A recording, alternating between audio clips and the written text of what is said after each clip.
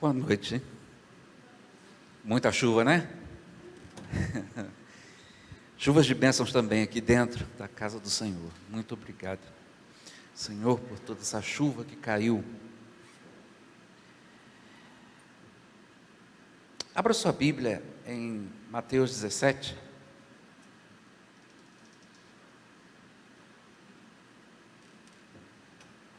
Nós vamos ler apenas um versículo. Mateus 17, apenas um versículo, versículo 8.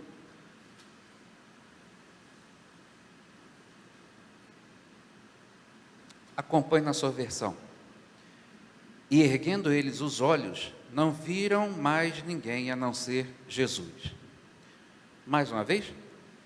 E erguendo eles os olhos, não viram mais ninguém a não ser Jesus. Vamos orar? Te agradecemos, ó Pai, por essa noite tão especial na nossa vida. Te agradecemos, ó Pai, porque a Tua igreja está reunida, não só aqui na Rua Teresa, mas em diversos locais nesse momento. E nós te pedimos, ó Pai, que em todas as Tuas congregações o Senhor possa falar poderosamente em cada uma delas. Abençoe o Teu povo. Em nome do Teu Filho Jesus. Amém. Falar sobre crise seria algo muito simples, né? Mas quando surgiu a crise?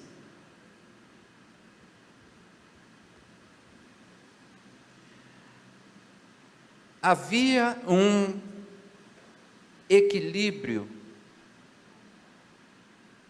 lá no Jardim do Éden, onde havia um homem e uma mulher que estavam ali e tinham todos os dias a companhia de Deus, que conversava com eles no jardim. Não havia pecado, não havia dor, não havia lágrima, não havia culpa. Mas surgiu um momento em que esse homem, esse ser humano, juntamente com a mulher,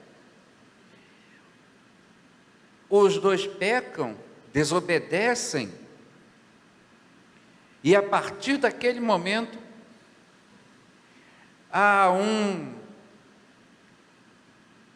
uma quebra em tudo aquilo que era perfeito, em tudo aquilo que Deus tinha projetado para o homem, em tudo aquilo que Deus tinha feito.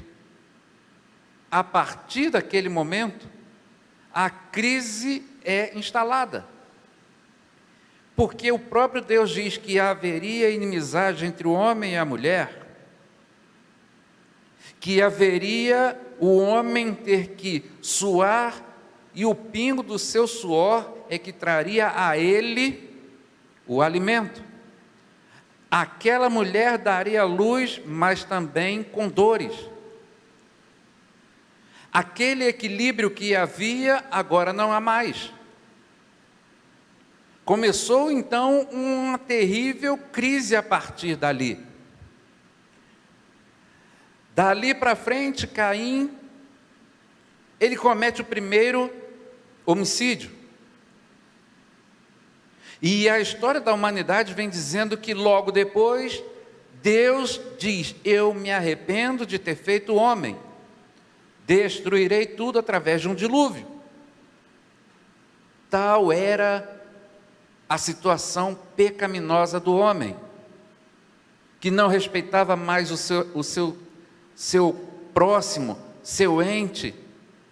Não havia mais respeito, não havia mais o que fazer. Era um homem cheio de pecado, cheio de ódio, cheio de ira, e a crise só aumentando. A Bíblia vai relatando as conquistas, vai mostrando cada vez mais a cidade de Jerusalém, a cada momento sendo conquistada por um outro povo. E veio o povo babilônico, e depois veio o Império Medo-Persa, e assim foi até que chegou o Império Romano. Quando esse império toma conta, então, daquela situação, entre elas Jerusalém, eles queriam apenas tomar conta, os impostos sendo cada vez mais impostos àquele povo, e aquele povo tomado por uma situação difícil, vê que a crise não era apenas no sentido de ser tomado, mas através do tempo a crise também era de consciência de quem eles eram. O império grego embutiu na cabeça deles o quê? A filosofia.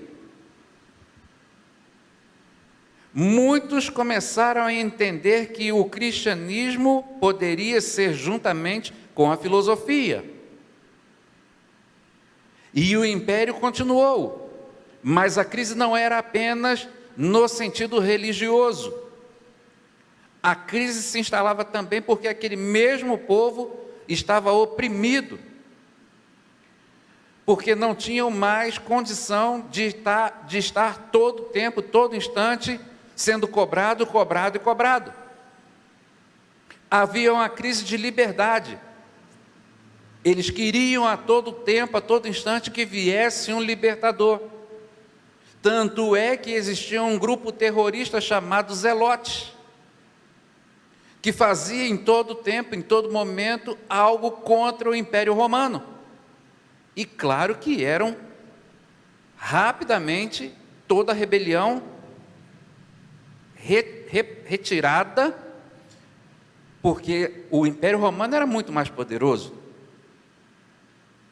Então a crise estava instalada naquele lugar. E é nesse momento, nesse período, que Jesus começa o seu ministério, dentro de um ambiente totalmente complicado, dentro de um ambiente completamente estranho, dentro de um ambiente onde as pessoas, os judeus, em momento algum pensavam que ele poderia ser o Messias, o rei dos judeus, e ele vem ali naquele ambiente terrível e começa a pregar algo que era contrário a tudo aquilo que aqueles homens tinham. Ele começa a pregar que aquela mulher adúltera, o que era melhor, apedrejar ou olhar para dentro de si e ver se tem pecado, você atire a primeira pedra. Ou seja, ele quebra conceitos, tradições daquele povo. E ali, naquele instante, naqueles momentos, Jesus ele vai, juntamente com os seus discípulos, e daqueles que estavam com ele separa, e aqueles que vão com ele, têm uma visão de Jesus, e outros duas personagens junto com ele. O rosto está transfigurado, o corpo, o brilho. Eles abaixam a cabeça, porque se eles ergueram, porque estava de cabeça baixa. Ergueram. E aquele momento eles não veem ninguém a não ser Jesus. Aparentemente todo aquele sentido de crise que eles viviam, que eles viam ao seu redor, crise na violência, na segurança, crise em todos os setores, eles ergueram os olhos e não viram mais coisa alguma a não ser Jesus.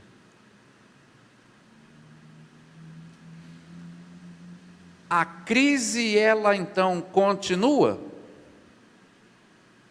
porque Jesus, ele morre, ressuscita, mas a história da humanidade, ela continua, e através do tempo, a crise, ela vai sendo gerada a todo instante, e chegamos ao ponto de termos 6 milhões de judeus mortos. Chegamos ao ponto de ver tantas situações terríveis. E hoje, quais são as crises que nós passamos? Será que são diferentes lá, da época de Jesus? Será que são diferentes da época de Noé? Crise no governo, desgovernado. Crise na educação, onde todo tipo de situação é colocada aos alunos. Doutrinamento. Crise na área da saúde. 5, 6, 1 ano, 10 anos para que a pessoa tenha, no mínimo, uma cirurgia. Morre sem ter a cirurgia. Crise dentro da família. Divórcio é algo simples, fácil e rápido de se fazer. Crise dentro da situação do desemprego. Pais, mães que procuram a todo instante ter um emprego e não conseguem. Crise dentro do ambiente dos idosos, que morrem à míngua esperando algo acontecer. Crise em todos os setores. Crise dentro da família, onde pai e mãe brigam e aí juntam com o filho que também briga. Crise em todos os lugares, crise dentro da igreja, onde teologias vêm sendo colocadas tempo a tempo. A crise, ela está em todos os setores. Crise dentro das nações, guerras, rumores de guerras. Crise dentro dos ambientes que você menos espera e que estão acontecendo. E um dia eu estava parado ali nas escadarias do correio, e eu estava ali parado, isso já tem um tempo, e eu comecei a observar muitas pessoas andando para lá e para cá, muitas delas de cabeça baixa, e andando preocupadas, o semblante carregado. E eu fiquei pensando, o que está passando na vida daquela pessoa cabisbaixa, andando para lá e para cá? O que pode estar acontecendo na vida dela? Qual é o problema que ela está passando? E elas iam cabisbaixas, olhando para o chão, como se estivessem derrotadas.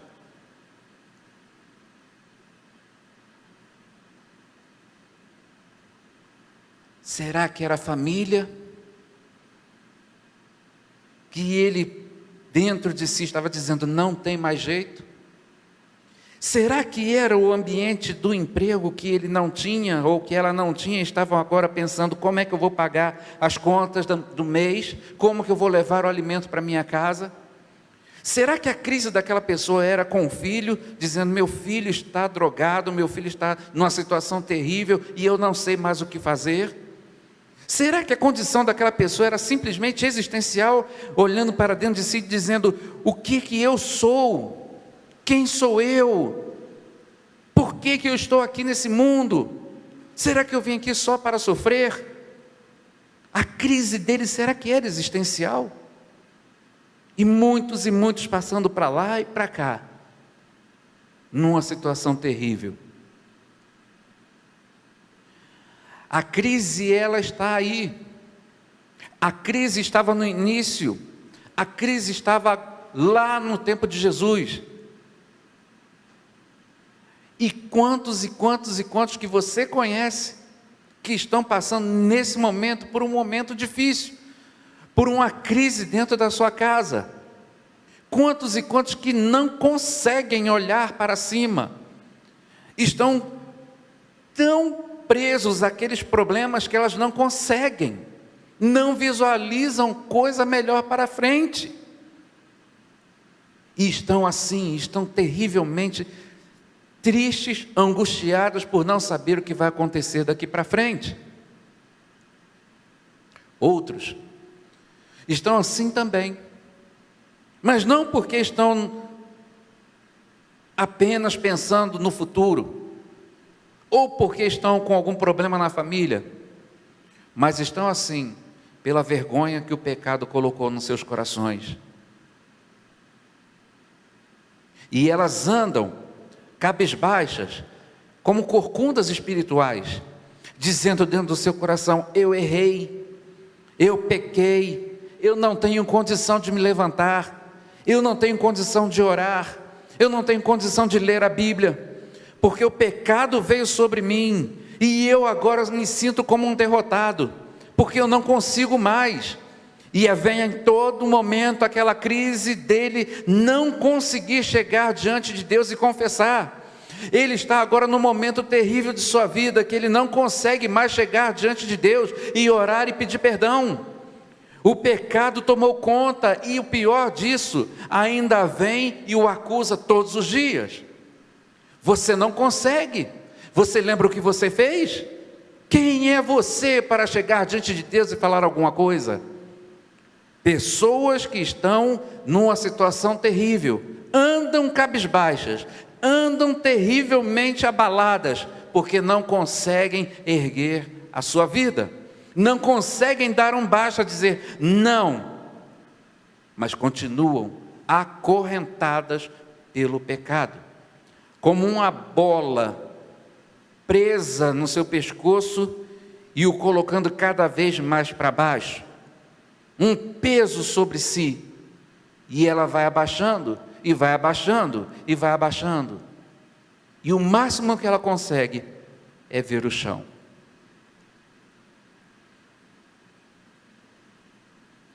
Existe uma crise, sim, existe a crise física, mas existe uma crise muito pior, que é a crise espiritual. Aqueles homens que estavam com Jesus, eles viam todas essas crises acontecendo, mas eles não. Eles estavam com o mestre, eles estavam junto dele, eles conheciam quem era Jesus, e eles naquele momento olham e veem aquela situação acontecendo da transfiguração, e eles erguem os olhos e não veem coisa alguma a não ser Jesus. Quando você ergue os seus olhos e consegue apenas ver Jesus, todos os seus problemas, toda a crise, ela começa a desaparecer.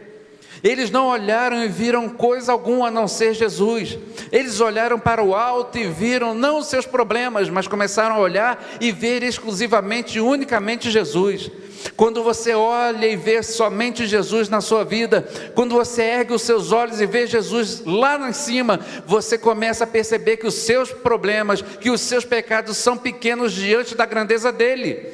Quando você começa a perceber que ele é o autor da vida, ergue os seus olhos e vê que nele há toda a vida. Quando você tem um problema na sua vida, você ergue os seus olhos e começa a observar que ele é a solução. Quando você começa a observar e perceber que olhando para ele, exclusivamente para ele, todas as suas crises elas podem ser resolvidas nele, no nome dele. Ele é o alfa, ele é o ômega, ele é o princípio, ele é o fim. Nele estão resolvidas todas as questões do mundo, nele estão resolvidas todas as situações terríveis. É nele que nós precisamos olhar e ver e o glorificar. Não adianta você ficar olhando apenas para os seus problemas. Erga seus olhos e olhe para ele sempre que você precisar, sempre olhando para ele. Não olhe para o redor das crises que têm acontecido, mas comece a erguer os seus olhos, comece a olhar, comece a visualizar e ter a esperança somente nele. Se você começar a pensar assim, se você começar a agir assim, todas as coisas que você coloca como crise na sua vida, ele tem poder para mudar. Ele tem poder para transformar. Quando você precisa de um exemplo de coragem, erga os seus olhos e olhe para ele, chamando Herodes de raposa. Quando você precisa de um exemplo de determinação diante da morte, erga os seus olhos e olhe para ele, dizendo na cruz do Calvário: tudo está consumado. Quando você precisa de um exemplo de vida, olhe para ele, erga os seus olhos e veja nele, dizendo: eu sou o caminho, a verdade e a vida. Quando você precisa de um exemplo de humildade, olhe para ele, erga os seus olhos e comece a observar ele dizendo: vinde a mim, as criancinhas. Quando você precisa de exemplos dentro da vida, da sua vida, erga os seus olhos e olhe todo o exemplo que ele tem. Quando você precisa na sua vida de algo para relativizar aquilo que não é relativizado, comece a olhar para ele, porque ele é a verdade suprema.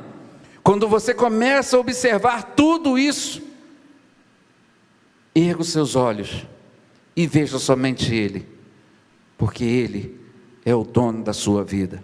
Acabamos de cantar: ele é o dono da chuva, do sol, do ar. Ele é o Senhor da alegria, da dor, do chorar. Ele é o dono de tudo. Ele é o dono da sua vida, ele é o dono da minha vida, ele é o dono da vida da igreja. Por mais difícil que esteja a sua vida, por mais difícil que esteja a situação, por mais difícil que seja a situação que você está vivendo, não fique aí parado. Erga os seus olhos e, diante da fé, comece a colocar tudo isso nas mãos dele. Não adianta você erguer os olhos e começar a olhar para os problemas. Erga os seus olhos e veja a solução para tudo aquilo que você está passando em Jesus. Erga os seus olhos. Aqueles homens estavam agora assim, contemplando não aqueles outros que estavam perto dele, mas eles olharam e viram apenas o Filho de Deus ali naquele momento. Você já imaginou se eles tivessem olhado outros? Jesus naquela aparição seria apenas mais um. Mas não, ele estava ali. Eles ergueram os olhos e viram somente Jesus. E a sua vida? Como está? Será que você realmente tem colocado Jesus como aquele dono da sua vida? Ou será que quando você começa a orar e vem os problemas e você diz: mas eles são tão grandes, Senhor? Será que os problemas têm feito com que você abaixe sua cabeça e comece a pensar: o que será amanhã? O que será dos meus filhos, dos meus netos, dos meus sobrinhos, nesse mundo terrível, onde se mata por pouca coisa? Na verdade, não era para se matar nem por pouca, nem por muita coisa. O que será da minha vida daqui para frente?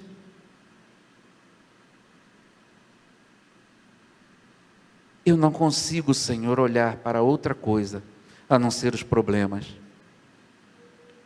Eu não consigo olhar e ter um momento de oração contigo, porque a minha vida não é aquela vida de oração.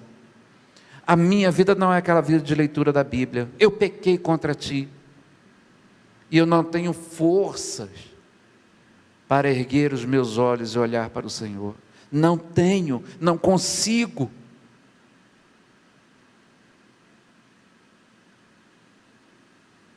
Quantos e quantos estão nessa situação?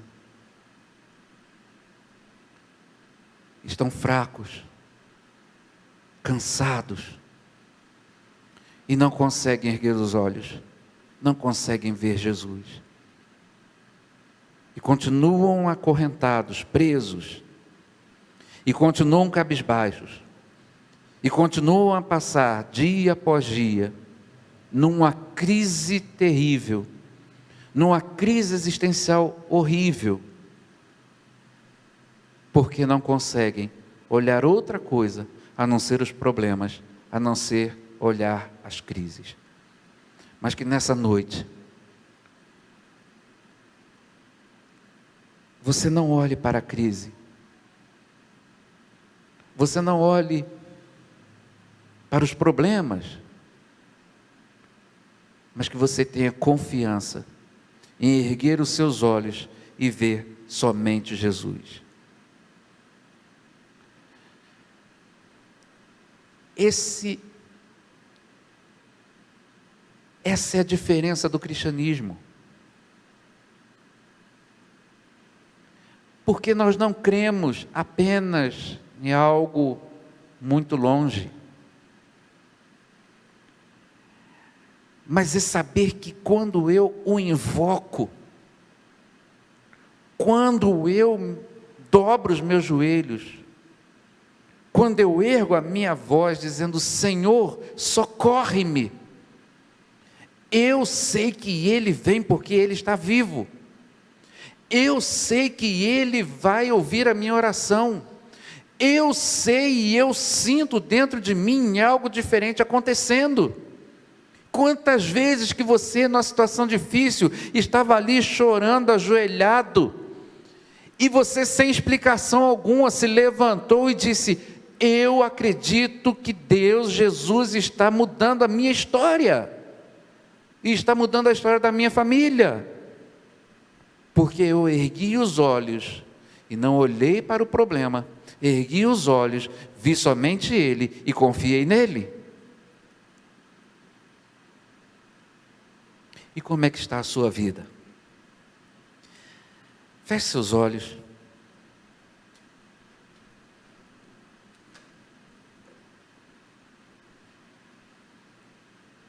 Será que os problemas parecem não ter solução? É incrível o que Deus faz, porque esse hino, eu não tinha combinado com o Júlio, mas é exatamente isso. Quantos problemas vêm acontecendo na sua vida? Eu não conheço o relacionamento seu com seus filhos, com seus netos, com sua esposa, com seu marido. Não conheço. Eu não conheço a preocupação que você tem. Eu não sei como é que está a sua vida diante dele, de oração. Eu não sei se você começa a pensar: orar para quê?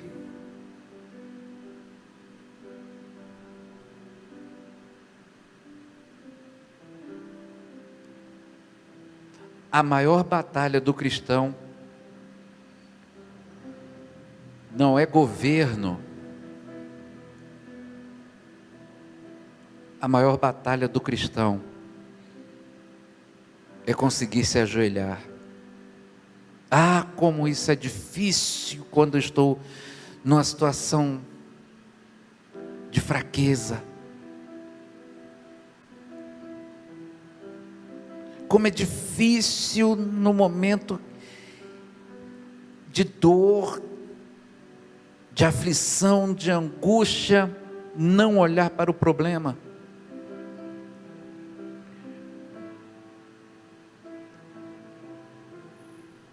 Mas erga seus olhos, hoje ainda, e não olhe para os problemas, não olhe para as circunstâncias, não olhe para as crises,